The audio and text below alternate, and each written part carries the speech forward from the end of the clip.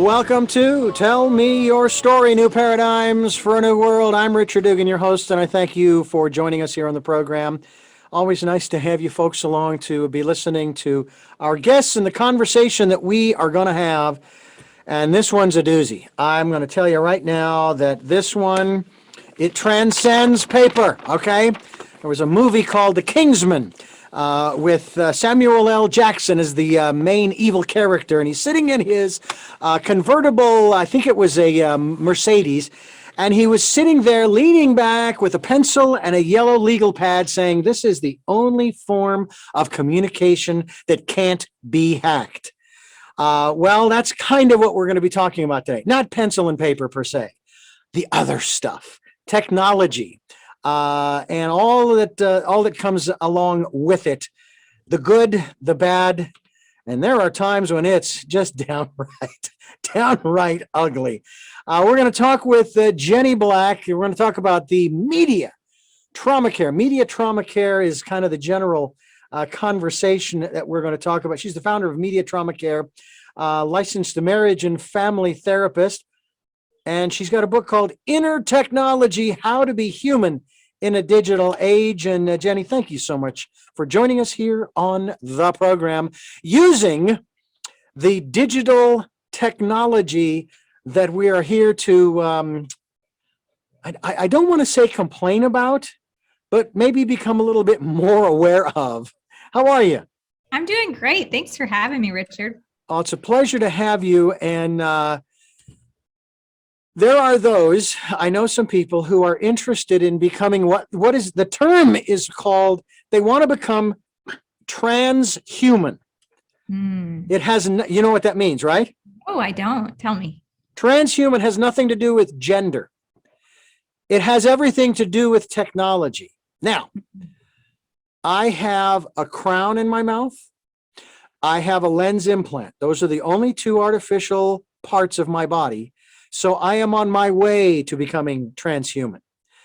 There are people who have pacemakers. They have artificial knee joints, hip joints, elbow, and the list goes, artificial hearts maybe. Although I haven't heard too much about that. Now it's mostly transplants. Be that as it may. And that is what, as you smile there, that is what is called a transhuman. I know some people who actually want to be fully trans. They want their consciousness to be placed into a robot so they can live, I guess, forever.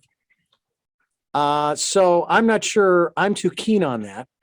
But I will also tell you, on the other side of the technology wheel, there are a lot of people who are concerned about privacy. And what is so funny to me is how willingly they give up their privacy to private companies and corporations through their cell phones, their tablets, their computers, their smart TVs, and the list goes on.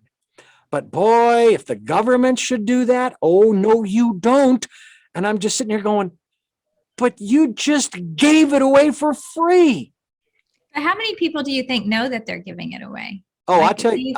Do you think that it was I feel like for myself, it was already given away before I knew I had any choice in the matter. And still don't know if I have a choice. Well, 1994, I got on the computer for the first time. I was an AOL subscriber. That was my internet service provider, right? Right. Dial up. Yeah. The moment I went online, I intuitively knew my privacy was gone. Now, here's the reason why it doesn't bother me. Born and raised Catholic, a believer in a higher power, supreme being, etc., etc. According to the ancient wisdom teachings, this higher power is omnipotent, omniscient, and omnipresent, and already knows everything about me. As we speak, right now, there are close to 8 billion people on the planet. And I sit here going, what difference does it make if they know? And besides, most of the 8 billion don't care because they're too busy just living their lives. And so if the NSA were listening in on this podcast, broadcast, and videocast, I say I am flattered that you find what we're talking about so interesting that you would listen. I am flattered. My God, I'm excited about that. Because that means I have more listeners. I've got a subscriber in the NSA who is scrubbing through every word that I say to see if I am a compliant American or a terrorist or a bum or whatever the categories are. I don't know. And so it doesn't bother me. Now, there aren't many people like me. Richard, what does bother you the most for yourself or concerns you the most for yourself in relation to the media?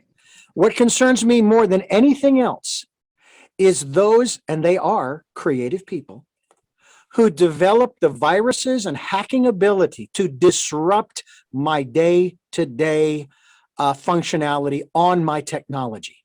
That's what irritates me more than it. It's like, you are so creative. You created this virus, this worm, this malware, this backdoor to disrupt what I am trying to accomplish in my life.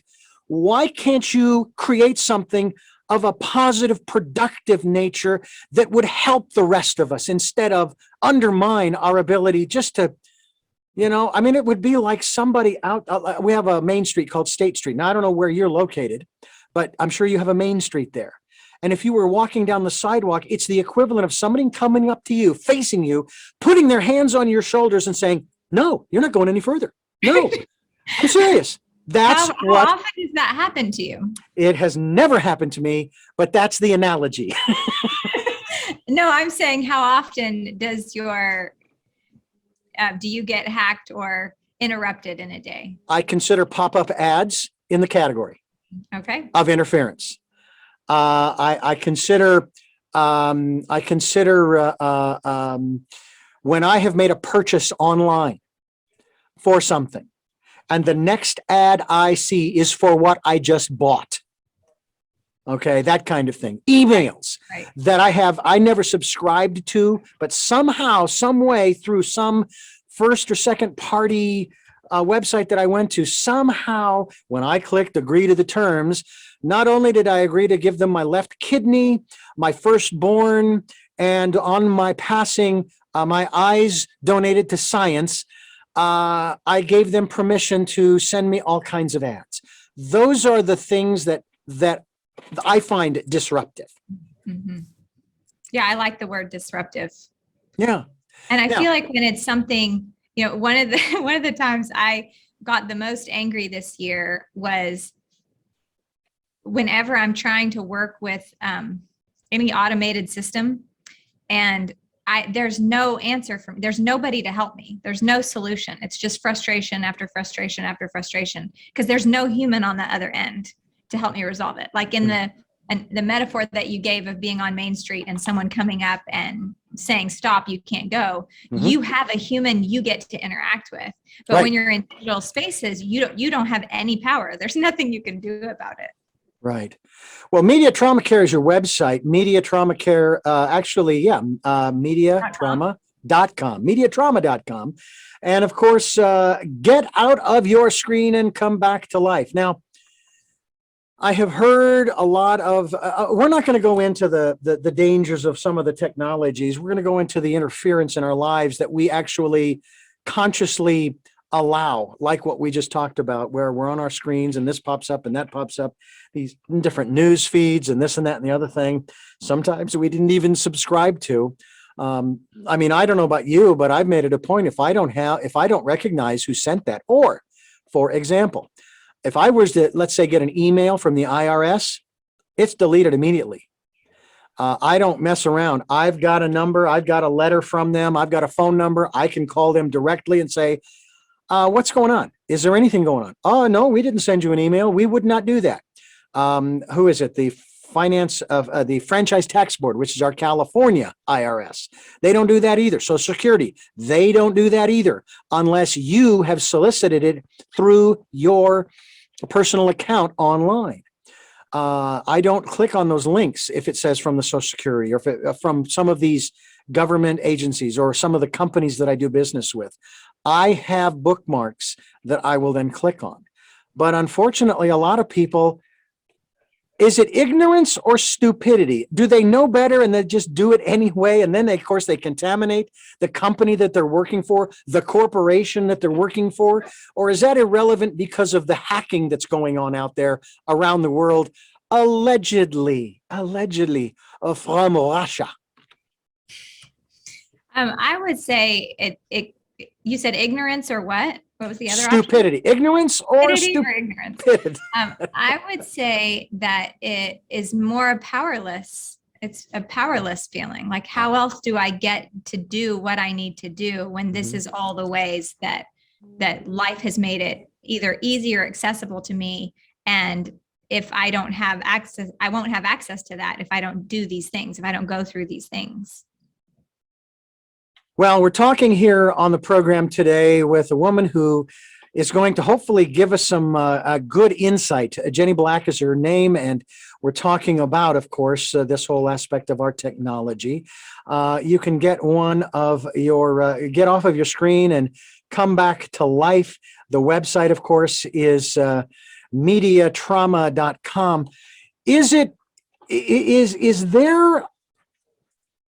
Has there been a category of PTSD labeled to this yet? There has not been. And do you think that there should be or will be? That's a great question. I hope that there is. Quite honestly, I think that most therapy that will be done in the next 5 to 10 years will only be related to this. I think that the real world traumas are kind of few and far between in comparison to the extent of exposure people are having to traumatic content, or even just the idea of having more demands from their digital world than they have the capacity to keep up with. So that's not like a trauma, this big T trauma. It's that kind of exhausting, overwhelming, constant distraction, and just that feeling of I can't ever get my head above water. That has some long-term effects, right? Mm-hmm. Now, I saw a piece just the other day, a documentary on Netflix. It was called Code Bias. This is sort of another subject that we can talk about a little bit. Code bias, having to do with facial recognition algorithms. And if you remember the movie Minority Report with Tom Hanks, yeah, they were able to snatch up criminals before they ever committed the crime. Well, apparently what they have found out in this documentary is that these algorithms, they are racially biased. And what they do is they run the facial recognition, and most of the time when it's people of color, 99% of the time, these people come up with some kind of nefarious record of some sort. They can't be trusted. In other words, they've got black marks against them already, demerits against them already, and they probably have a clean record. But the algorithms are set up to support, and they even acknowledge this in the documentary, white males, and demerit everybody else. And the government was supposed to buy into this. China apparently already has. It's all over the place there, where they're using facial recognition. There were some companies here in the States that are creating this, Amazon, I think, and Microsoft and so forth.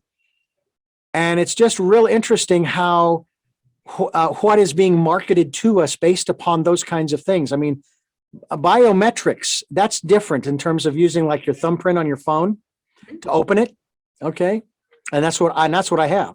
So someone's going to have to take my thumb in order to get into my phone. But facial recognition, that's one of the reasons, one of the small reasons why I do not have an Apple. I don't want that, number one, plus the fact that Apple screens, the way I see it, I grew up in the Warner Brothers cartoon era, 1960s, early 70s. Windows, to me, and of course my Android, has the vibrant colors of cartoons. Okay? So that's why I like those items, whereas the Apple products, the colors are all washed out. At least to me. That's to me. Right. Tell me about why this matters to you. What happened? You must have, You must have been attacked in some way, shape, or form by your digital technology. And I'm not saying somebody was trolling you on Facebook or what have you, but maybe your smartphone, your smart refrigerator, or your smart toaster, basically they had a vendetta out for you because you wouldn't do what they wanted you to. Right. So I think it was 6 years ago now. I was facing all of the when you're a therapist or in any profession that works with a lot of trauma, you experience vicarious trauma. So you hold a lot of trauma. It's not uncommon to then also suffer consequences, suffer the symptoms of PTSD. And I was starting to have that, just a high levels of burnout, overwhelm, not sleeping well, all of the stuff, and took a sabbatical. So every day I had my kids would go to school, my husband would go to work, I would stay home, I'd power off my phone for the day until they got home from school and just, be alone. And I had all these things I thought I was going to work on and all this rest I thought I was going to get, but my days were full of anticipating what am I missing on my phone and what am I going to have to face? So I was just managing that all day long. Then I would check my phone and deal with all the stuff that came in. And my sabbatical ended up lasting a year, but I was 5 months into the sabbatical when I was like, you know what? I guess this is just as good as it's going to get. I thought I was going to be better. I thought I was going to be more rested. I thought I was going to be happier or whatever. And woke up one morning and my phone was broken. It wouldn't turn on. It wouldn't power on. And I was like, hey, this is awesome. Like, and I was like, I'm going to give myself one day without getting my phone fixed and just see what this day is like. And it was a magical, magical day. And the next day I was like, well, everybody survived yesterday and it was okay. So for 30 days, I didn't get my phone fixed. And I went on 3 trips during that time. Every trip I went on, I was like, this is the best trip of my life. Oh my gosh, my sabbatical's paying off. I love everything. I love people. Like I wasn't taking pictures. I wasn't posting things to social media. I was just there. I was just present.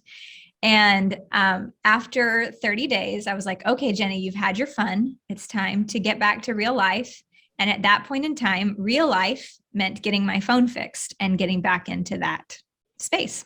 So I got my phone fixed and almost immediately was put back into the same exact place I was before I even went on my sabbatical, which I describe as kind of the just low level depression and kind of that hum of anxiety behind everything that I did. And like, oh, I'm never going to get it all done. And everything's so hard and blah, blah, blah.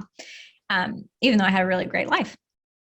So got my phone fixed and just thought, okay, it's time for you to be done being on vacation. It's time to get back to reality. Ironically, reality on my phone. So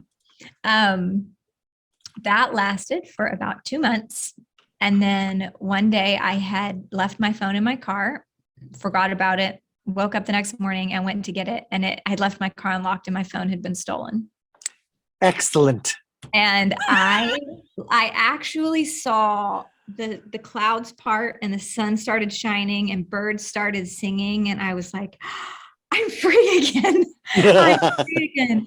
And I had not ever had one conversation with anyone about this before. This was before anyone was even acknowledging that our phones were anything. Like it wasn't even something that I thought to be a part of my sabbatical care plan.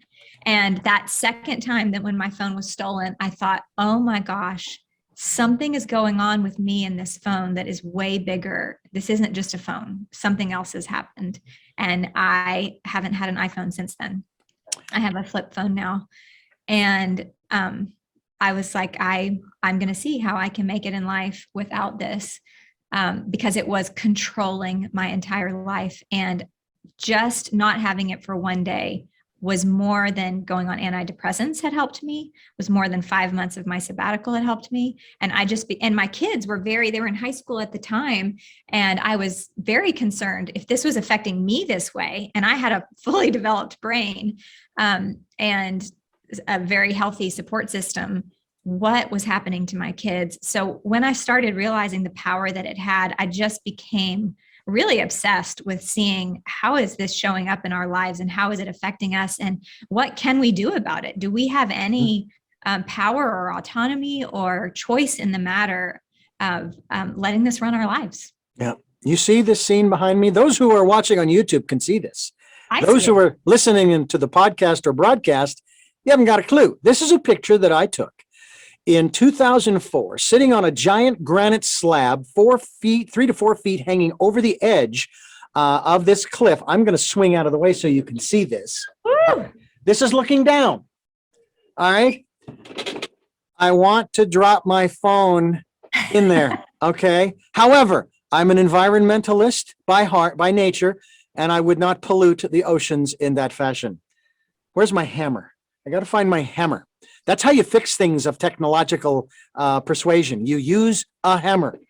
I find it interesting, too. I had a call from a woman that I was going to interview on the work that she was doing, and then she got off on some tangent about how she was being harassed on Facebook by some actor in Hollywood. And it's like, no, that's not what the show's about. Well, but you need to help me, blah, blah, blah, blah, blah. The last thing I said to her was, if you're having this much trouble, close your account. Close your account. I don't know what other advice to give to people when they're being harassed online. Now, this is a whole different, so to speak, subject in regards to this whole issue of technology taking over our lives. But I've been on Facebook twice. I'm not on it right now. I may resurrect for the radio program only, but I received news that I was really distraught by. One of my mentors, broadcast mentors who lived in Phoenix, the news story came out that he and his wife had decided to do a suicide pact because she was terminal and he couldn't live without her. And I could not believe that. And I said, I'm out. And then the second time, it was just too much work. I don't have the time. You saw that on Facebook? That's how you found out about it? They said that on Facebook? Yeah, they posted that news story on Facebook because he was a prominent Phoenix broadcaster. Wow. And I grew up as a kid listening to this guy.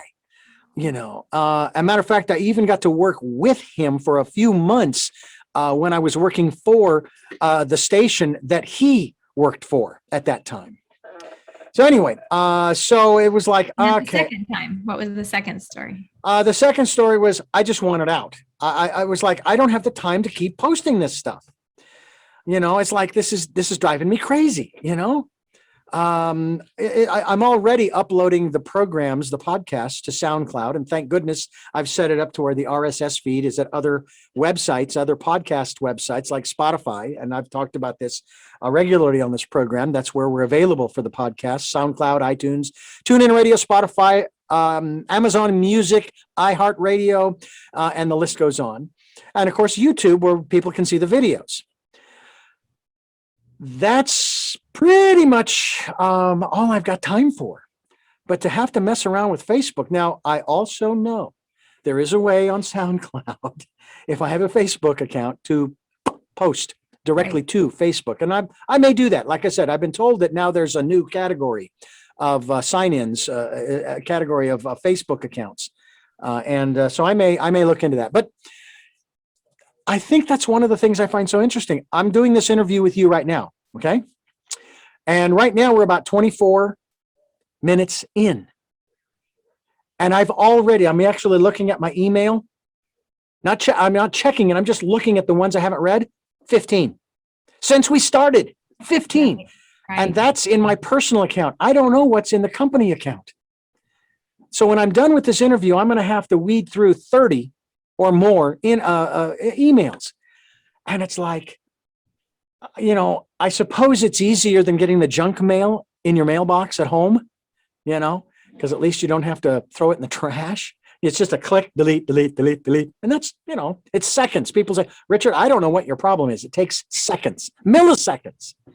But still, it's time away from the things that you love to do. Now, Jenny, how do you make sure that you set aside the kind of time to, what would be the word, decompress from the technology to get back in, to get back in your right mind? Oh, that's good. I love that, right mind. That's a great phrase. Well, one of the things we start with is, what do you love? Do you even know what you love? So what kind of things do you love to do? What do you want to do with your life and your time? Yeah.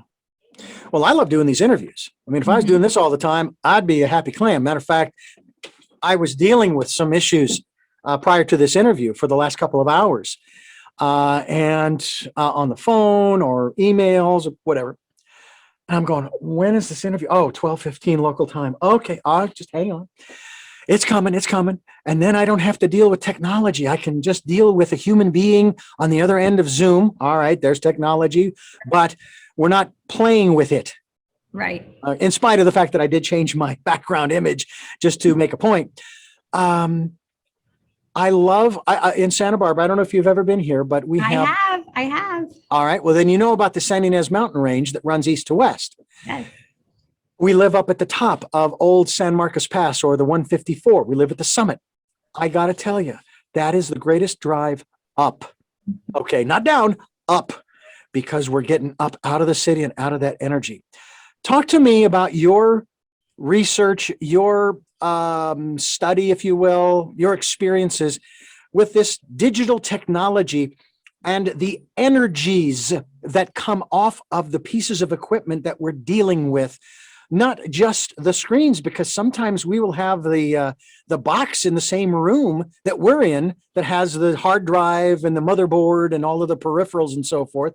And then these energy waves, they're just bombarding us all the time. Have you done some research in that regard? You know what? That is really not a part of the work that I do. I have learned some things about it, and I do find it to be concerning. I just don't feel like I have any, I don't know, any idea what I could do about that. Okay. What I've heard, I do, yeah. Go ahead. What I do feel good about sharing is just understanding mental health. And understanding, obviously, how essential it is to the future of society and humanity, and that it's being compromised by the expectations and demands and ways that we're expected to use technology. But I wanted to go back to that part about what you love, because I feel like it's really important for people to connect to what they love about life. Before they make themselves just get off their phone.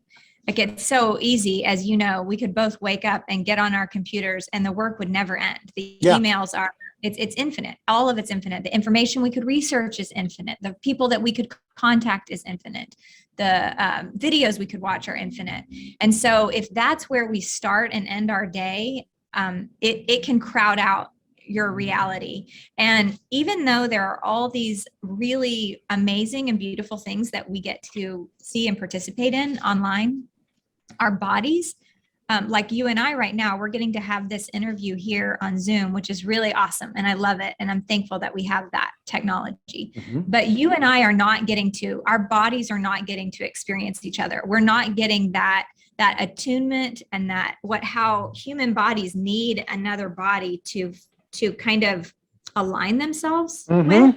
And so the more and more experiences that we have, even if they're positive experiences that are lacking that human connection, the more our brains will feel connected, right? My eyes are connected to you. My ears are connected to you, but I'm not cellularly having an experience of you. So there's this separation of, wow, I had this great conversation. I'm really connected with this person, but I have not had that human contact, which is no big deal for me because I have that human contact in my life, right? Right.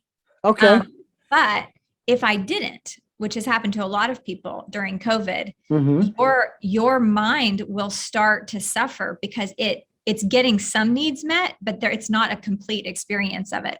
And so my advocacy for this whole process is about keeping whatever amount of humanness we can have in this story. Like, it's wonderful, all the ways that technology can help us connect, but we have to hold on to those things that our human body needs in order to survive. Yeah.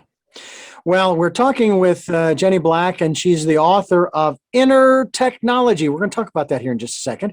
Inner Technology has to do with, and I just hit the wrong button there, of course, how to be human in a digital world. And we really are in that digital world. It is sometimes a challenge to separate. I don't want to say escape, because we have to use the tools that are at hand to accomplish the things that we're doing. I have to use the computer, for example, to edit and produce the YouTube videos that people are watching, including this one, the podcast, the audio file that people are listening to, and the broadcast that people hear on this station, which, by the way, is at 7 a.m. and 7 p.m., Monday mornings at 1 a.m. That's Sundays at 7 a.m. and 7 p.m., Monday mornings at 1 a.m., and our special edition on Wednesdays at 9 a.m., just to throw that in there.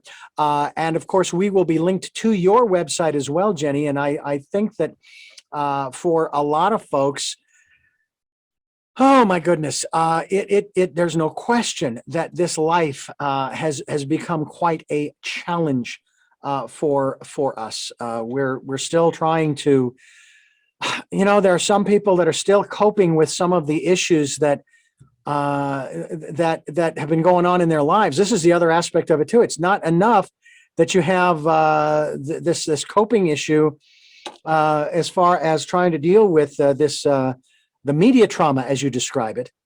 But then you have the traumas that we acquired as we just lived our lives from entering this world. So now it's like a double whammy. Whereas I suppose in one sense, like my parents, my father, 90 years old this year, and my mother, 87, married 65 years. They have seen a lot of changes. Yeah. But they didn't have the technologies to the level that we do today. I know that they probably didn't have a television until the 50s. So they didn't have to worry about missing their program, kind of thing. I find it very humorous. I don't know about you, but I find it kind of humorous when I hear people watching programs on demand, and they won't stop. They won't pause it, as if it's going to go away. It's on demand. When you want to watch it, pause it, go do whatever it is that you want to do, come back and start it again. It's like there's something about missing the continuity, the flow of the program, I guess, that they think they're going to miss, Right. I mean, don't we do that with books? You're not going to sit there necessarily and read it cover to cover, unless it's really good, like yours. Well, mine's also, you can read cover to cover in about 20 minutes. So there you go. You made that easy. So Inner Technology is a partnership that I did with a nonprofit counseling agency here in Franklin, Tennessee, bringing awareness about mental health and technology to this community. And it's a very short, sweet, easy read. Every page has just one more way that you can be human. And then it has some quotes from the therapists that work at the Refuge Center about things like from drinking water to exercising to what is anxiety to how to handle your feelings and thoughts when they come in to your head. So it was made to be easily read in 1 minute settings, because that's the world we live in. Yeah. But also really young. Like you could be a sixth grader and get something out of it. All depending on kind of what your level of dependency is on. Yeah. My biggest challenge, and I don't know if you face this or not, I love Audible books. Okay. Mm-hmm. I bought a copy years ago, hard copy, of the book Stranger in a Strange Land. I don't know if you've read that or not. No, I haven't. It's a wonderful book. Now, I started reading the hard copy, but I had a lot of difficulty getting through it. It's about this thick, even the paperback. And so I finally found it on Audible, and I listened to it. I listened to sections of it over and over and over again. No spoiler alerts here, because I wasn't a fan of how it ended, but I loved the story overall. It's a great, great story. There's a word that they use in there in terms of assimilating information or things that come in through your senses. They call it grokking, or to grok, and that's to assimilate into every subatomic particle of your being.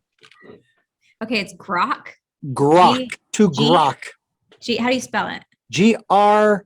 I think it's Grok, or maybe CK. Okay, grok. So to grok means to take in information at the cellular level, that all of your being absorbs the information. Even to the subatomic level. I mean, all the way down there. And it's not all information. It's that which resonates with you, that which serves you, that which supports you as an holistic individual, that feeds your soul. I'm curious as to your soul, what we like. You talk about inner technology. We talk, of course, about the decade of perfect vision, going within and spending time within, listening to the still small voice. What's your inner life like in that regard?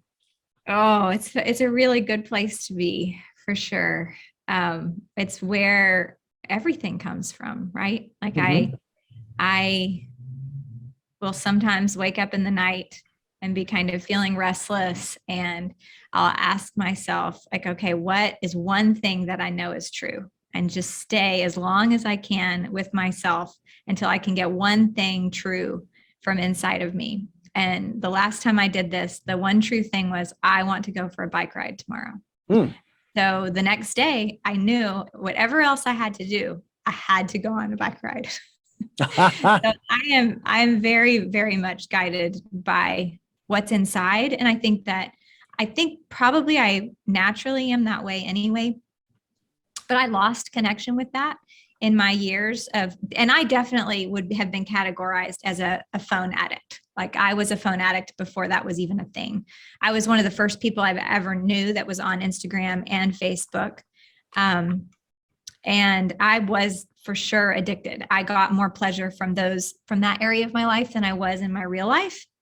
And not having that in my world anymore, I get to reconnect with myself. And in reconnecting with myself, I get to connect with people like you. So the hilarious thing is that my life has become more expansive. I have more relationships, more opportunities. Everybody's so scared if they, get off social media, how will anybody know who they are or what they do?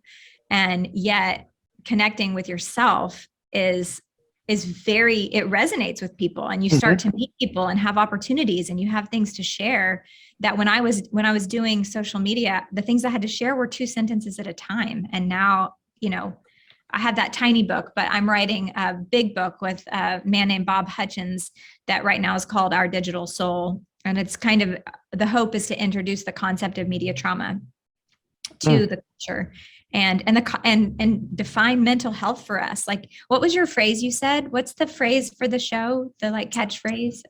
We have Tell Me Your Story, New Paradigms for a New World, giving people choices and knowledge of those choices to help make their dreams come true. Yes.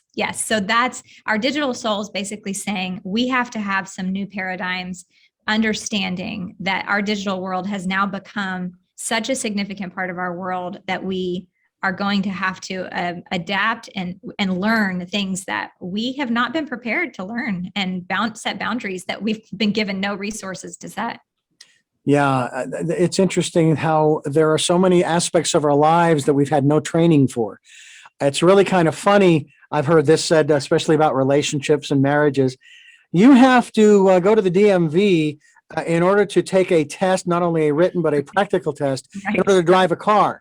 Right. But to drive a relationship, you'll figure it out.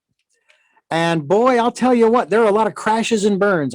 I'm divorced once, never to be divorced again. Okay. It's not going to happen. I refuse to go through that again or put myself or anybody else through that. So I do everything I can to make it work. And it isn't about, okay, well, I'll compromise. No, no, no, no, no. It's about conversation. It's about cooperation. It is a team effort in a relationship. It's not like a lot of the TVs and movies show you, especially the comedies, where each one of the members of the couples is trying to get one up on the other, to try to be right, to try to be the winner. And it's like, I don't recall my parents ever doing that. Right. But unfortunately, in our society today, that's kind of where we're at. One of the chapters in your book, which I find interesting, some of the titles of your chapters. And folks, this is a fairly short little book. I mean, it's 77 freaking pages. All right, get with the program. You can do this. You can read this in, like you say, 20 minutes. Might take me 30 or 35, but that's just because I'm a slow reader. What were your best 2 days? My best 2 days. That no one has ever asked me that before, Richard. I forgot it was even in there. I wrote the book, but I don't know what's in it. That's okay. A long time ago. So when I was 10 years old, my family had just gotten cable, and my brother and I started living every day, to get home from school and turn on the television and sit there and watch cartoons until it was time to eat dinner, and then keep watching whatever was coming on until it was over. And it was just the most exciting, wonderful thing ever. And my dad, who probably also has a very addictive aspect of his personality, like his daughter, was like, I can't do this. I think he might have even been staying up all night watching it. I don't know. And we have to get rid of this. I can't do this. So, but we didn't know. We were at school.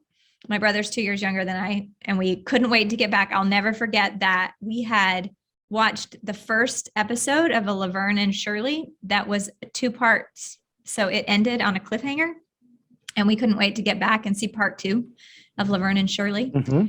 And we got in the door, and there was no TV there. In my memory, the TV was actually by the trash, on the side of the road by the trash can.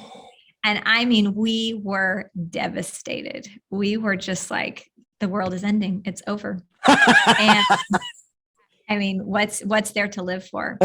And I don't know how long it took me. In kid time, it felt like it took a really long time.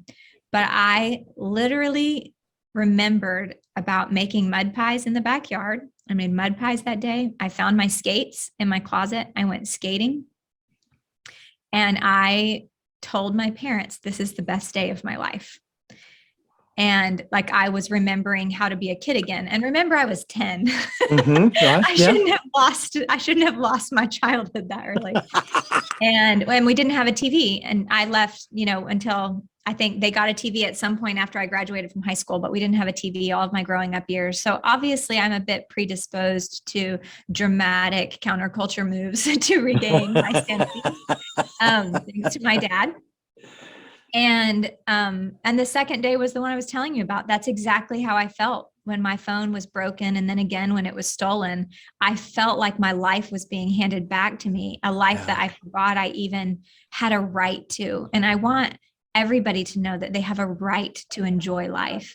And as long as technology is helping you to enjoy life, then it's a good thing. Yeah. Right?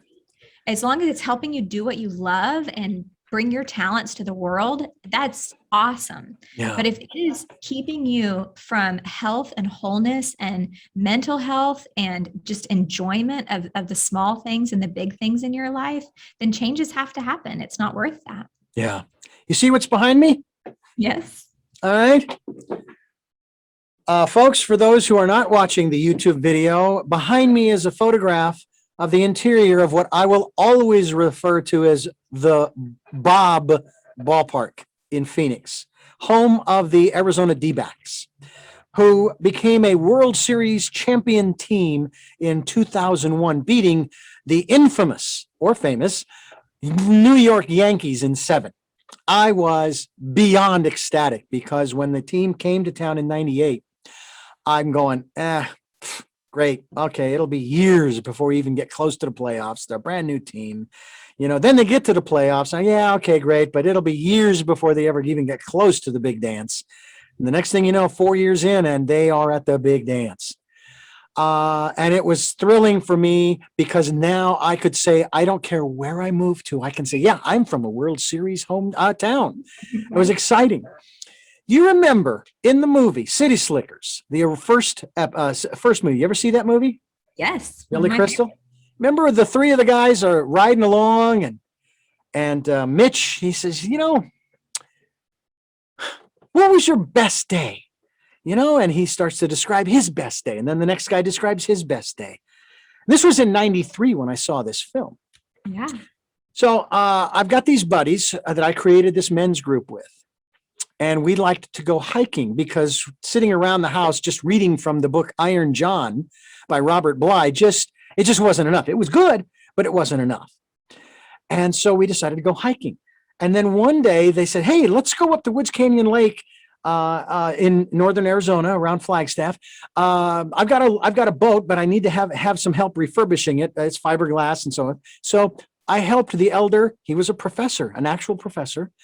And I helped him to refurbish it. He actually brought it over to my 2-car driveway, and we put it up and we did all the stuff needed. And then we put it on his truck and we went to the store and got all the stuff for the camping trip that we were taking that weekend, which was Labor Day weekend, that particular year of 93. And I thought about that scene and what it meant by the best day. Now, that first day that I still call my best day, didn't start out that way. Because the guy I was with, the professor, was trying to tell me, a young man of 33 years of age, how to wash dishes. I come from a family of 8. Do you honestly believe that my parents let us get away with not doing dishes? I knew how to do dishes. Got a little. That's the ultimate insult for you. Oh my God. That's like, seriously? You telling me I don't know how to wash dishes? And did he tell you, or was he showing you how to wash it? It was a combination of telling and showing. And why were dishes involved in this story at all? Because we had just had our meal and we were cleaning up the campsite, which was very disorganized up to that point. I mean, we just pulled stuff off of the truck. I tried to organize it, but he just didn't want to have anything to do with it. So I finally was trying to start a fire. By the way, we tried starting a fire. I still can't believe I did this.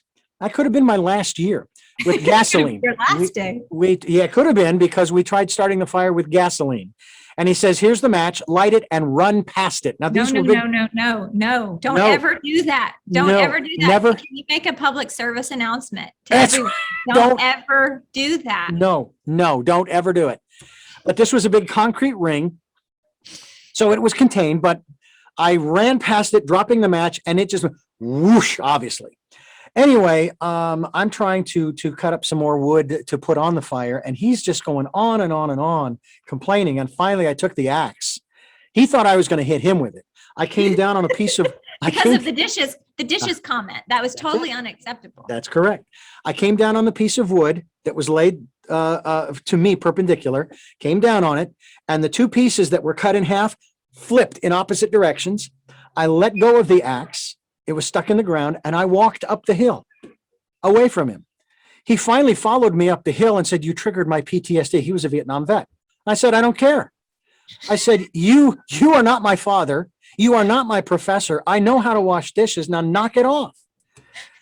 Now, the reason why that was the start of my best days, of 2 days actually, was because I actually stood up for myself, probably for the first time. Wow. The next day, he had to go back down to the Mayo Clinic for some tests. He had already scheduled those. And so we weren't that far away. So he went down to Mayo. I'm there by myself. There is no vehicle. So I'm kind of stuck. So what did I first do? I made myself some breakfast. Then I washed the dishes my way. Of course you did. Of course I did. Then the boat that I helped to fix up was already down by the lake. I said, I'm putting that little boat in the water and I'm rowing the lake. And I did, up and down, and I had a fabulous time. Came back to the campsite and I created a fire to cook one hot dog. No gasoline. Okay. One hot dog, had a nice lunch. And then the other guy came up and we reorganized the campsite. He put a giant pot of beans on, plus a giant pot with a bone-in ham. And then we cut that up to put it in the beans. And then he brought out Jack Daniels, and we had beers. I'd never had Jack Daniels before. And we didn't get Blotto. It was the most relaxing time. And it was at that point, especially when I rode on the lake, but even after that, I would say that was my best day. And each day after that, for about a month, I was able to say that. Each day somehow got better as I went through my life and work and so forth.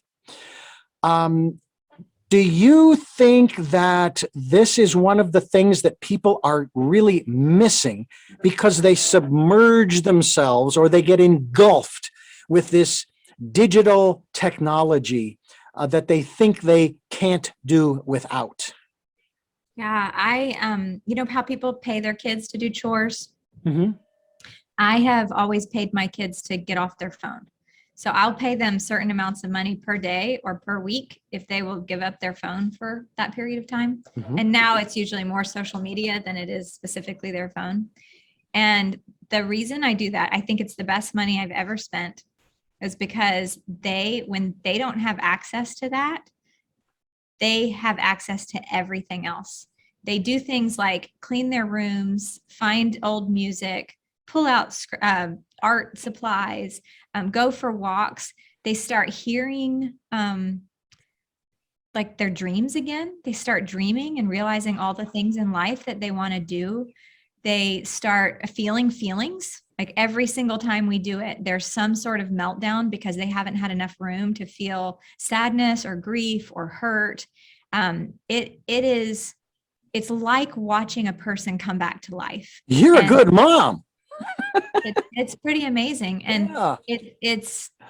That's what we're missing when we're lost in that world. Yeah. And again, there are lots of beautiful and wonderful things about that world.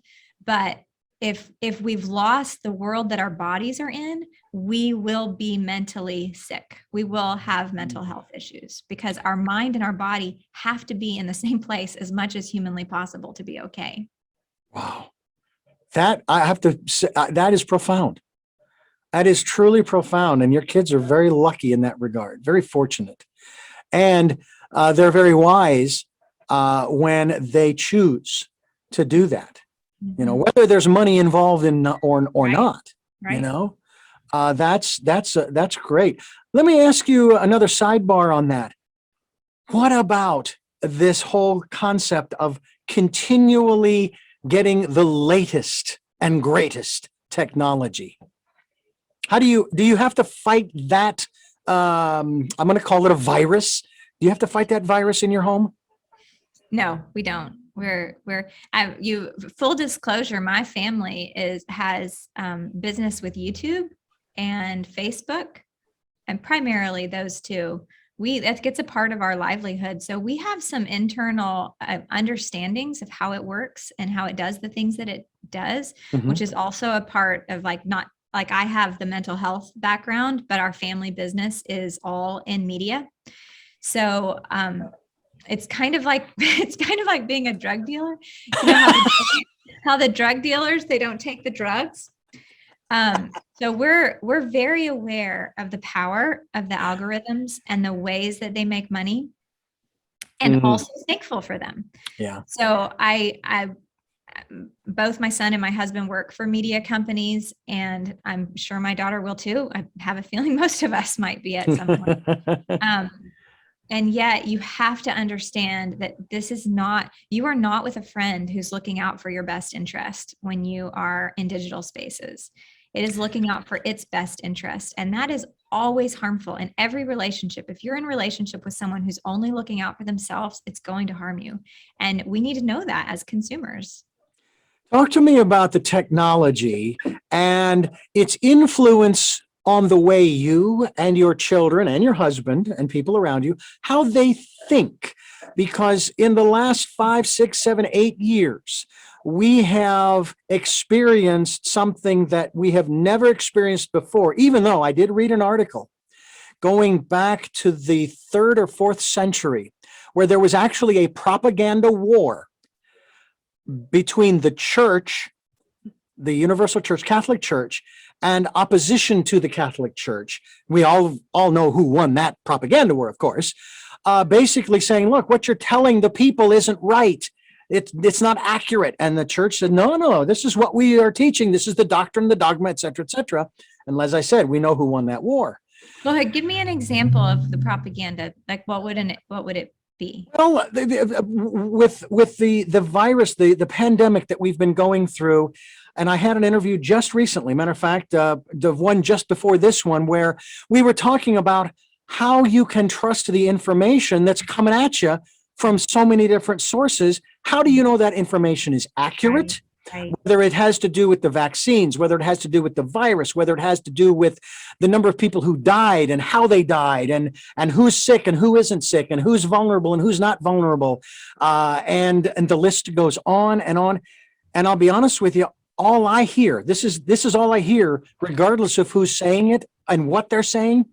All I hear is whining, complaining, moaning, and groaning about the fact that things aren't the way they want them to be because somebody else did this or that or the other. And then they take on the victimhood role. They take on that label. And it's like, there are no victims here. You did this to yourself by virtue of the fact of where you live. So what are you going to do about it? But it's the information. Have you had to deal with kind of...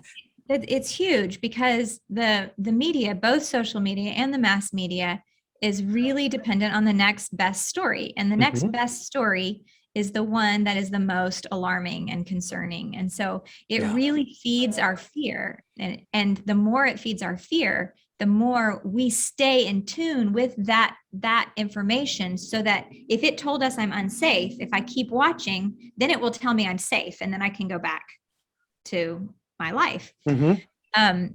So it makes its money off of us feeling unsafe.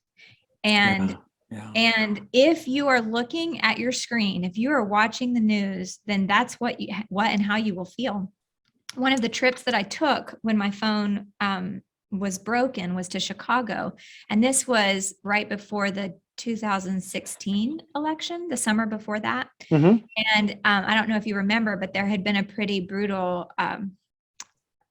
killing of a Black man by a police officer. And then there had been some retaliation, and it was really, and of course it was all that pre-political unrest before that election. And just, it was so scary. I mean, the feeling every day was just like, oh my gosh, we live in the worst place ever. Well, it happened in Chicago, and I was in Chicago that week where the killing happened, and then the retaliation happened. In fact, when we landed, I saw it in the hotel room. Right.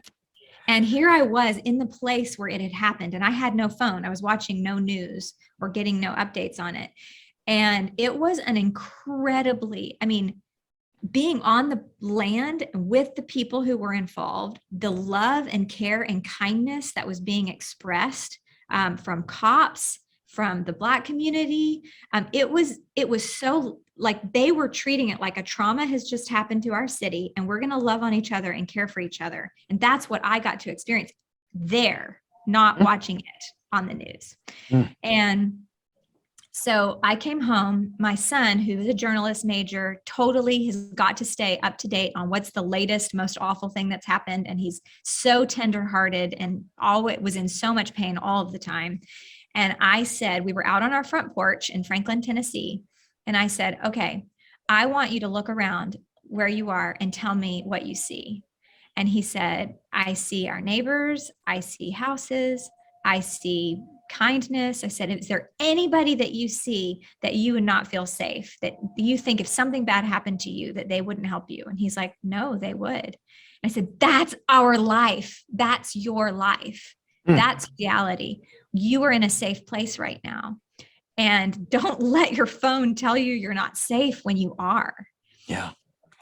Yeah. And I get bombarded sometimes by people who do follow the social media and the news media, in spite of the irony that I am in broadcasting. I've worked for news and information stations most all of my career, with only 2 exceptions. And it's hard sometimes to shield myself. Okay. Because I can't really turn it off. I can turn it down. Right. But here's my perspective, and it kind of goes along with yours. And that is, I know that mankind's history is rampant with man's inhumanity to man. All right. I know this. It's not going to change anytime soon. Although, again, I like to be the optimist, glass half full kind of guy, right? And so I don't need to be inundated by that information, because I already know that there are people out there who that's what they're doing. They're being unkind to their fellow man and woman and child. And I don't need to see the details. It's like someone was killed. All right. Well, someone was killed 5,000 years ago, 500 years ago, 50 years ago. And the only difference between those three stories is the location, the names of the people, the location and the names of the people and how they were killed. But they were still killed brutally. And there are conflicts around the world that have been going on for centuries, and it's the same issue. It could be for religious reasons, political reasons, ethnic reasons, et cetera, economic reasons, resource reasons. Doesn't matter what the reason is. The fact is, this is going on. Why do I need to bombard my brain, my senses?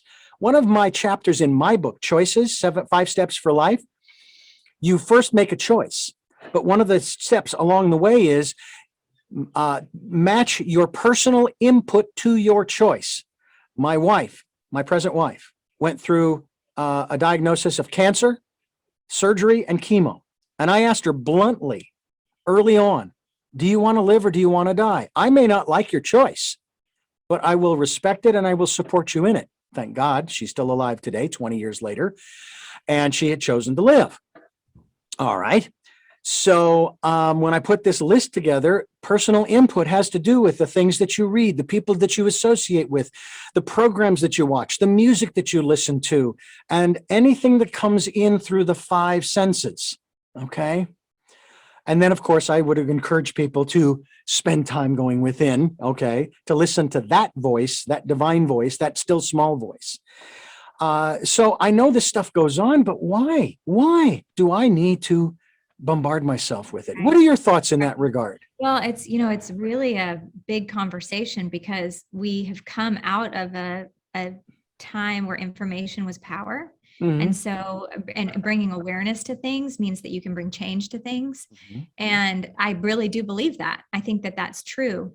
Unfortunately, the way that we're getting that information, and what I tell people all the time is, I get the information. I can read a newspaper. I hear the conversations in mm-hmm. my town. Like, there's no big story I ever don't hear because I am not on social media. Right. I get it. I don't watch mm-hmm. the news, and I still know what's going on in the world. So trusting that what you need to know, you are going to know. But also, this is really, really, really important to me. We all have our own life stories where we're going to have traumatic experiences, right? That's mm-hmm. going to happen. And we will have people who are traumatized in our communities and in our families. And we need our resources to be able to help ourselves and the people who are in our communities when it is our time. And what's happening through the media is that everyone is getting traumatized for every incident, which is removing helpers from the story, because I can't help you if I'm also traumatized. Yeah. So if I've never watched the George Floyd murder. I've never seen that. Mm-hmm. I never will see it. I don't have to see it to know what happened. And because I haven't seen it, I was teaching a class during that time. All of my students had seen it. I had the capacity to hold that space for them because I was not flooded by my own vicarious trauma from having watched it. I had the capacity to be a helper. So I think this idea that not being informed means putting your head in the sand is really counterfeit. It's really you need to stay healthy so mm-hmm. that when the trauma comes into your circle, mm-hmm. you have the capacity to care for it. And you also need to stay healthy because when the trauma, it's going to be your trauma someday, and you don't have any choice in the matter, and you need your resources for that. Yeah. That is a very good point, and I'm glad you made that. And you instill this into your family as well, into your kids, or have into your kids as they have grown up. I've heard some interesting comments about millennials, about the various, and I've never been able to figure that. I mean, I guess I'm a baby boomer on the. I'll call it the near end. The far end is the other end, like I don't know, what is it, the 40s or 50s? I don't know. I'm 61. Okay, I'm 61. So wherever that puts me on the scale.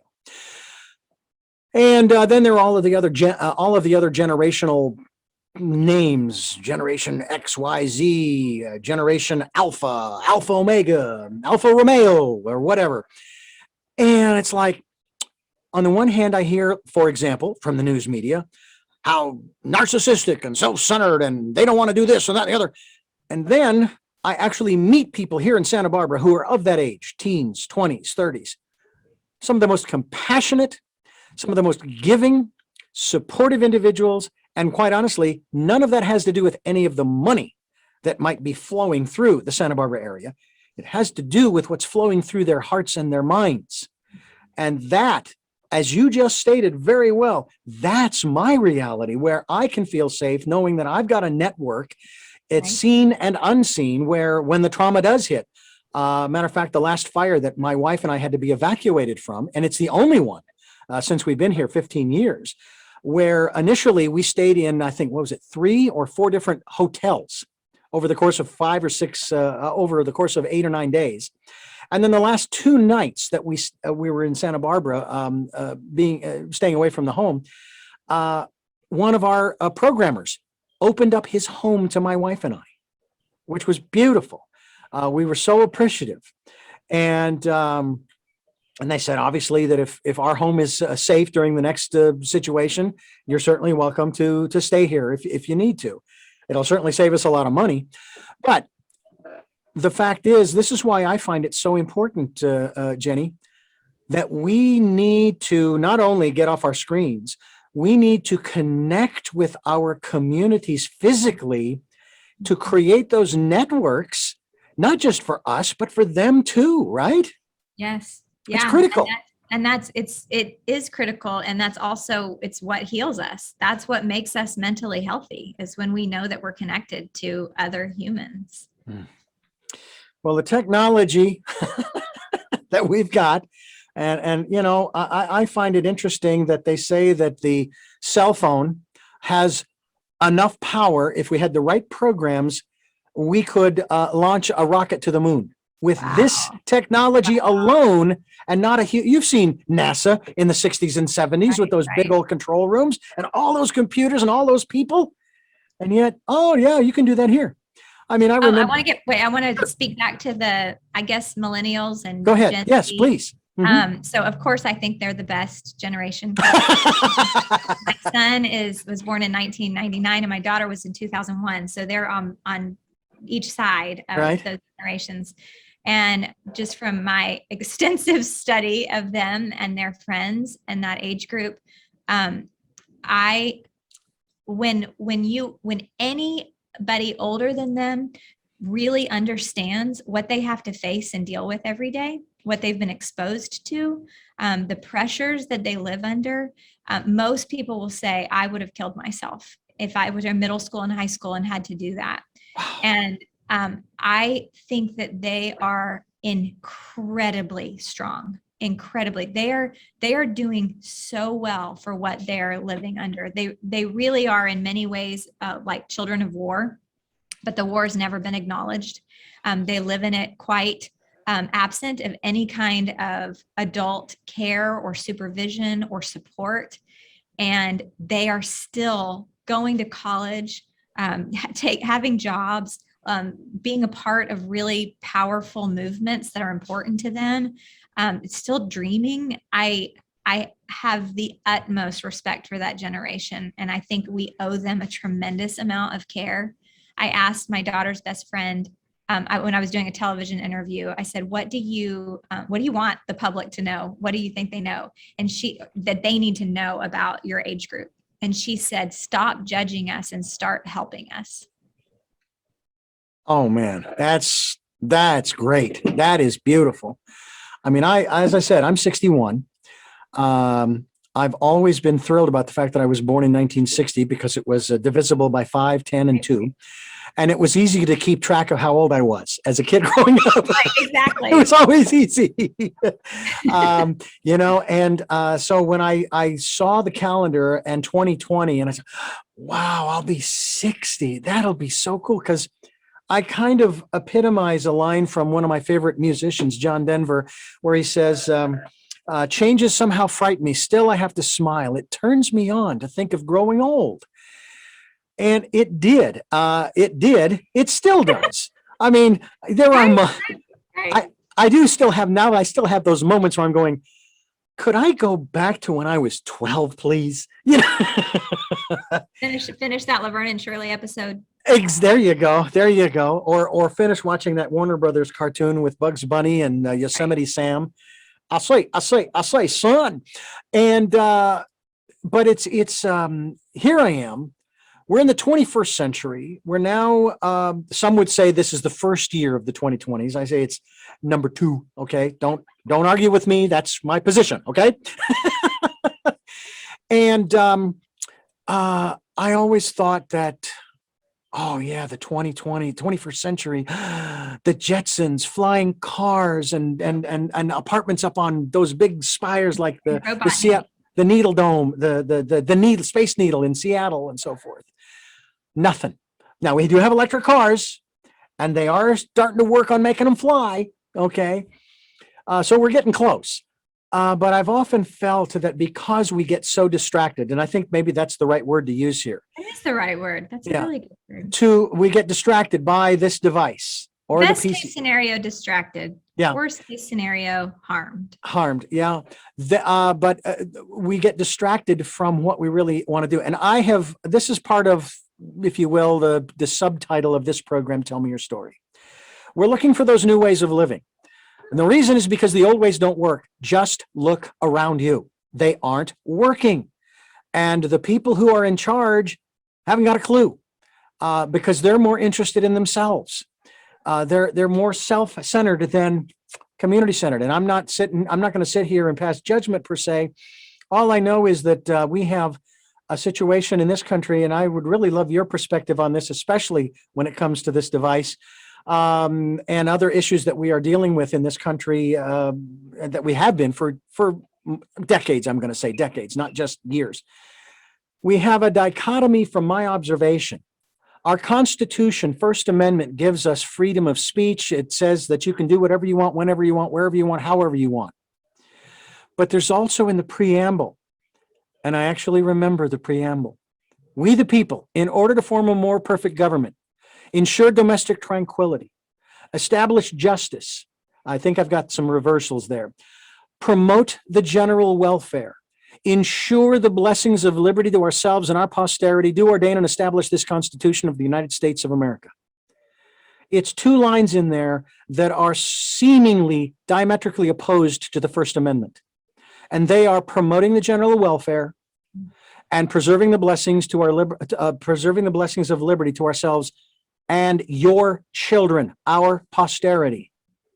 Mm-hmm. And I find that's really something that we need to come to grips with and start to understand that, for example, when people were talking about the 3 steps, I came up with the slogan, wash up, mask up, step back. Okay. During the last year, wash up, mask up, step back. People will say, well, but you're violating my First Amendment rights. I said, no, you're not. I still have my First Amendment rights. I'm exercising them by trying to help me take care of me and my community by doing those 3 things. Your thoughts, not specifically on those 3 steps in the COVID virus and what they told us we had or hadn't, could or couldn't do, but more in terms of that, the balancing act between those 2 elements, those 2 philosophies. I mean, what came to my mind, I don't know if this is what you were asking, but when you were telling that story, I was thinking that I hope with everything in me that there are laws that change and that specifically kids are protected. I'm very, very angry that more hasn't been done because my kids didn't get phones until they were in 8th grade. So we're the kind of first generation of iPhone kids. Mm-hmm. And I can tell you what it's done to them, what it's cost them, what they were exposed to, and they didn't get it till 8th grade. So, and I really thought, oh, it's not going to take long at all for people to say, well, we've got to figure this out. We've got to take care of this. And now 1-year-olds have their own iPads connected to the internet. And I'm just horrified. I'm horrified that the public doesn't know how harmful this can be to not just mental health, but also developmental health. And so my hope is that that some forces outside of us, just like you were talking about with your car, you have to have a license, or with alcohol, you have to be 21 years old or whatever, that there are these things that get put in place to protect specifically children from the digital harms. And it's not happening fast enough. It may not even happen in my lifetime. Like, it is not happening fast enough. Yeah. So personal responsibility is, I feel sad about that, because I think we shouldn't have to be responsible. Like, it's not anybody's fault that they are handed a phone that's addictive, with technology that's addictive, that makes money off of harvesting human attention. But we have to take responsibility for ourselves. That's our only option right now. Yeah. And we have to do whatever we can to, one of the things that I do that is so small, I have to be very comfortable with small things. Is, I don't have a phone that's the kind of phone that I would ever have out in public. And I just try to make eye contact with people. And most of the time it's kids, and there's nobody making eye contact with them. And so that's my way. That's my small difference I can make in the world, is when I'm out in my community, I can be making eye contact and smiling at children that no one is looking at when they're in strollers going down the road. Born legally blind, that was a tough one for me, to look people in the eye. When I had my lens implant in March of 2000, March 6th, 1996. Now, I'm a guy who loves patterns. So there's a 3, a 6, a 9, a 6, okay? Actually, there's 2 9s in it. That was one of the things that I was so thrilled about, that I could finally really look people in the eye. Richard, okay, how old were you? I was 36. Okay, I want details of that story. Okay. Legally blind, the vision acuity throughout the first 36 years of my life, my right eye was 2200, meaning I can see at 20 feet what you, with 20/20, can see at 200. My left eye was 2400. Didn't really count on it much. Didn't think about it, because my right eye was my dominant eye. During my 20s and 30s, I fought the DMV in Phoenix, Arizona, to get a driver's license just for a moped. And in 1995, I just gave up. And I said, you know what? If I am bicycling at the age of 65, that's okay. I'll be healthier. There's also buses. I will get rides from people. I can walk. Oh my God, I can walk. Okay. So I let that go. I let it go. And then that summer of 95, I noticed my vision in my right eye was starting to go because of cataracts. I had 3 conditions when I was born: cataracts, nystagmus, and stigmatism. So my ophthalmologist told me, he says, well, we could, and I couldn't believe he said this. He says, we could wait and see if they break up and dissipate by themselves. And I'm thinking, they're growing now. What makes you think they're going to dissipate? And I think he was being a little facetious. But then he says, or we can go in and we can give you a lens implant, and you have a 50-50 chance of losing all of your sight. Wow. I said, then let's do it now, because if I have to adjust, I want to start now. And I was actually awake the whole time they were doing the procedure. I could see everything that they were doing. It was wild. Of course, oh my gosh. The broadcaster and the talker in me, until I was told to shut up, was giving them You're narrating it. Yeah. Well, not exactly. I was actually saying, I tell you what, holidays coming up and everything. Let me give you my recipe for my blue cheese hamburger. That's what I made for dinner last night. It is. Well, because my mouth was moving, the eye wasn't being perfectly still. So they said, Richard, we need you to stop talking. which is what I did. So anyway, I had the lens implant, and I was actually able to see that afternoon where my first wife and I were walking to the McDonald's just down the street from where we lived in Phoenix. Okay, so you could just walk out. You didn't have to like recover. You were walking. You're outside. You walked to McDonald's. Yep. And I was disappointed by the way the trees looked. Huh. Because before they were kind of bushy and very shady and everything, and now they've got definition with the leaves. But the big thing was when we went into the McDonald's for the first time, I was actually able to read that particular menu in that restaurant from the other side of the counter. I could not do that before. I will tell you as a sidebar that my wife at that time, who I'm no longer married to, made a statement that really took me back. I was shocked that she even stated it. Now, she was totally blind. She had guide dogs throughout our marriage. And she said, I hope that I get to benefit from your new sight, from your newly acquired sight. And I'm thinking, well, what makes you think you wouldn't? You know, it's like, we're a couple. How would you not? Why would that even have to be stated? Well, obviously now we're divorced and she doesn't, but you know, that's a whole nother story for another therapist program. But I was able to get a driver's license in Phoenix, going through what they call the medical review program. I had 20/80 without corrective lenses, 20/50 with, and basically what I'm wearing now. And then when I moved to California, went through the same process with my ophthalmologist, 20/80, 20/50 with, and I've been keeping my right eye in check with the drops to make sure that glaucoma does not set in. And so far, been very, very fortunate. Wow. And I actually was in awe when we moved and drove for 12 hours from Phoenix to Santa Barbara.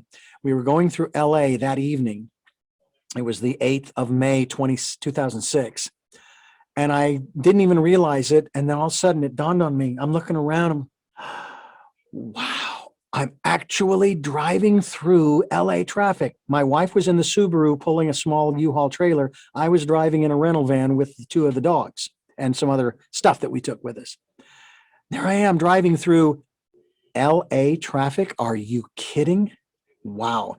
And I really do try to keep that in mind, even when I get on the 101 here in Santa Barbara, and I remind myself, do you realize that 30 years ago, you couldn't do this? Wow. Richard, that's incredible. So, I mean, how amazing. And that goes back to just the eye contact, what I was saying. Yeah. Eye contact really heals us. Mm-hmm. And for you to get to realize it's a privilege. It's a privilege. Oh, yeah. Yeah.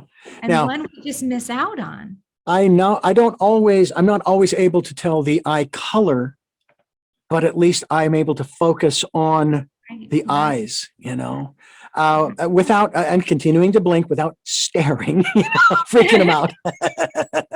I sometimes do that too. But it's just amazing. And even when I was a kid growing up, I reached the point where I was actually able to say that my blindness, it was not a limitation. It was not a disability. It was a perceived limitation. The biggest fear I had getting into radio was queuing up black vinyl records. That was my biggest fear. Yeah. I learned how to pull an album from the record rack to the turntable and cue up the song, because usually after a while, you know exactly which track from that album, that artist, in like 5 to 7 seconds.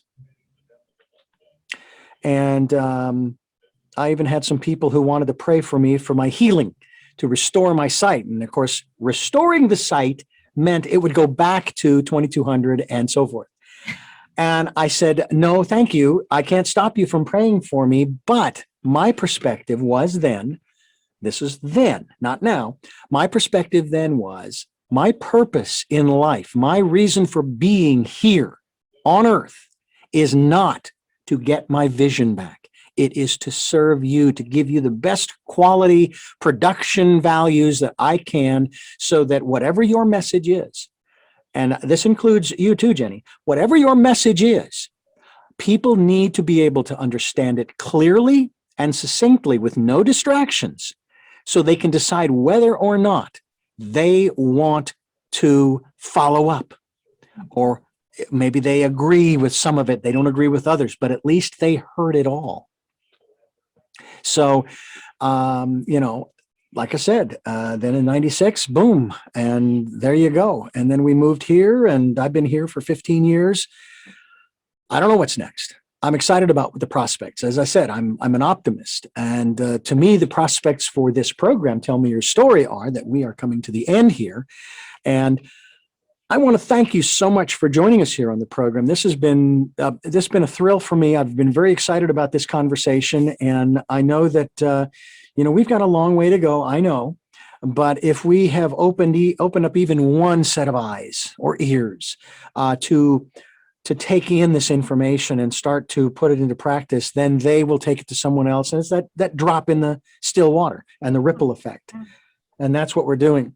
And before I let you go, I do have 3 final questions that I ask all of my guests. Before I ask you those 3 questions, however, I need to address you, the listener and the viewer, and remind you that we're here on Sundays at 7 a.m. and 7 p.m., Monday mornings at 1 a.m., streaming live at those times at richarddugan.com. Don't forget about the Wednesday 9 a.m. special edition of Tell Me Your Story. We hope that you will join us for that one as well. Podcasts are on SoundCloud, iTunes, TuneIn Radio, Spotify, Stitcher, Player FM, iHeartRadio, Amazon Music, and bunches of other places, too numerous to mention. And as of this particular broadcast, podcast, videocast, we're at 38, almost 39,000 listens on SoundCloud, and that's going back to January 2018. As I've said before, Jenny, I have no idea what that number means. All I know is I like it. It works for me. And I have 29, soon hopefully to be 30 subscribers on YouTube, where you can also watch these interviews. We have a channel called Tell Me Your Story. What else? And we hope that you will spend some time during the Decade of Perfect Vision, spending time sitting quietly, even if you just take 5 minutes. That's all you have to start with. 5 minutes. Go ahead and set the alarm on your technology. Maybe play a little soft music from Spotify or something, and just close your eyes, be at peace, listen to that still small voice, and then come out of that and then hit your day having some fun and enjoying the life that you have. And if you enjoy the programs we're bringing to you and they resonate with you and you'd like to support us financially, we would gratefully appreciate any support you could give us financially. That's why we have a PayPal as well as Patreon account. PayPal, all you have to do is put in the email address richard@richarddugan.com, and that is how you can donate, support us. We are not nonprofit. Don't get me in trouble with the IRS. I did that 20 years ago. I don't want to do it again, not because of the nonprofit, but because I had my own business, Jenny. And I didn't realize that when it was all over and I filed my taxes with the Form C and all of that other stuff, Right. I owed them $3,000. So I said, I'm not going to get in trouble. So we're not nonprofit. So whatever you contribute is gratefully appreciated. So now let's jump into those 3 final questions that I ask all of my guests. And again, thank you so much for giving us so much time. Number 1, who is Jenny Black? Wow. I get that reaction a lot. Wow. Who is Jenny Black?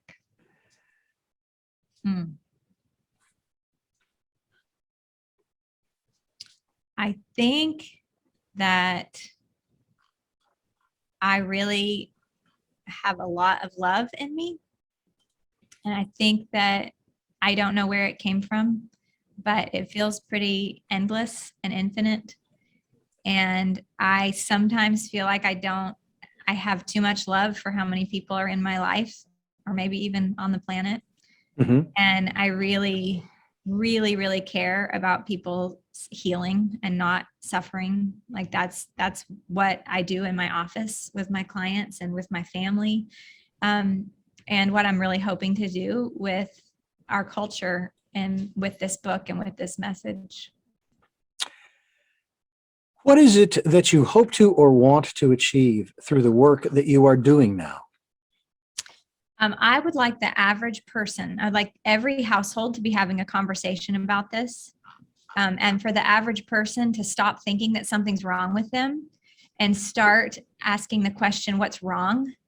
That there's something wrong. It's kind of like the Aaron Brockovich, when everyone in the town has this same illness, there's something in the water. There's not something wrong with those individuals. And I would like us to start having conversations about what collectively is wrong, instead of right now it feels like there's a lot of focus on I have anxiety, I'm depressed, I have suicidal thoughts. And I would like that conversation to shift. And finally, what is your life's purpose? To love and be loved. That's Jenny Black, I want to thank you again and remind people of the website, which is mediatrauma.com. The book is called Inner Technology: How to Be Human in a Digital World. And maybe one of these days we'll talk a little more about the whole transhuman thing and see where that goes. But I prefer being human with you, Richard. I'm with you there. I am also grateful for those people who have had the opportunity, when they have lost various limbs or organs and so forth, that there are replacements so that they can continue to function. That's exciting. But I'm with you. I would rather stay human and live out my life as it was designed to live out. And I'm hoping I outlive my great-grandmother, who lived to be 100. So I still have another lifetime to go, Jenny. You sure do. We may do this again very soon, I hope, or maybe when I'm in my 70s or my 80s or 90s. You know, I may even have to outlive my dad, because he's only got 10 years to go to to 100. Wow. But I thank you again for joining us here on the program, and I really It was such a pleasure. I really am so thankful to have met you, and I'm happy you're out there in Santa Barbara with my daughter. That's where she lives. Well, wonderful. Well, maybe we'll get her in here too. You'll run into each other, and you'll get to experience the goodness. Well, as they say, this is a small fishing village, and you end up running into pretty much everybody eventually. Well, I'll tell her to look out for you. Absolutely. Just look for the guy with the hat. And I want to thank you for listening to and watching Tell Me Your Story, New Paradigms for a New World. We are giving you choices and knowledge of those choices to help make your dreams come true. And until our next broadcast, podcast, videocast, love to lol.